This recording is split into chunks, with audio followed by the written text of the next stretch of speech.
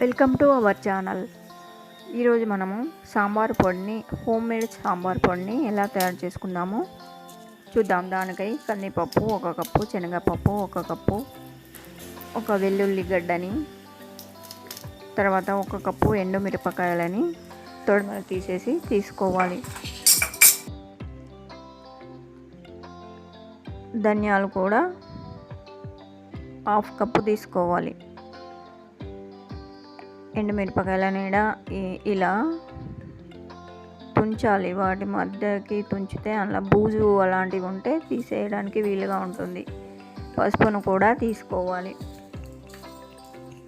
జీలకర్రను కూడా తీసుకోవాలి.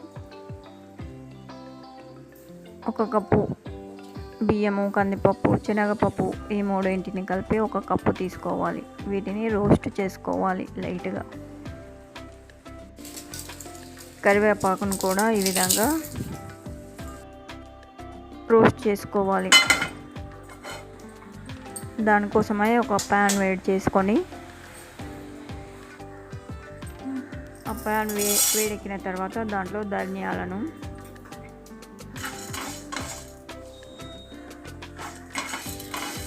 సిమ్ములో ఉంచుకోవాలి. మంటని సిమ్ములో ఉంచుకొని ధనియాలను ఈ విధంగా రోస్ట్ చేసుకోవాలి. లైట్గా చేసుకోవాలి, మరి మాడకుండా చూసుకోవాలి. తర్వాత జీలకర్రను కూడా దాంట్లో యాడ్ చేసుకోవాలి. ఈ రెండింటిని లైట్గా వేయించుకోవాలి. మరి మాడకుండా చూసుకోవద్దు. మాడితే స్మెల్ వేరేలాగా ఉంటుంది, మాడు వాసన వస్తుంది. అందుకని దూరగా వేయించుకోవాలి. ఇలా చూసిన విధంగా ఇలా వేయించుకోవాలి. వీటన్నింటిని వేయించుకున్న తర్వాత ఒక మిక్సీ జార్ తీసుకోవాలి. ఈ పొడిని తయారు చేసుకోవడానికి మిక్సీ జార్లో ధనియాలు, జీలకర్ర, కొన్ని బియ్యము, కందిపప్పు, శనగపప్పు ఆ 3 కలిపి 1 కప్పు, అలాగే వెల్లుల్లి, వీటన్నింటినీ మిక్సీ జార్లో వేసుకోవాలి. కరివేపాకు కూడా వేసుకొని తర్వాత ఎండుమిరపకాయలను ఆయిల్లో వేయించుకోవాలి. ఘాటు రాకుండా ఉంటుంది వేయించేటప్పుడు. అలాగే పసుపు కూడా వేసుకోవాలి. తగినంత సాల్ట్ వేసుకోవాలి.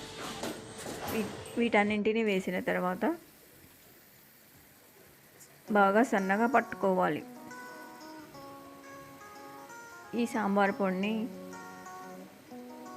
కందిపప్పు సాంబార్లో కాకుండా టమాటా రసంలో కూడా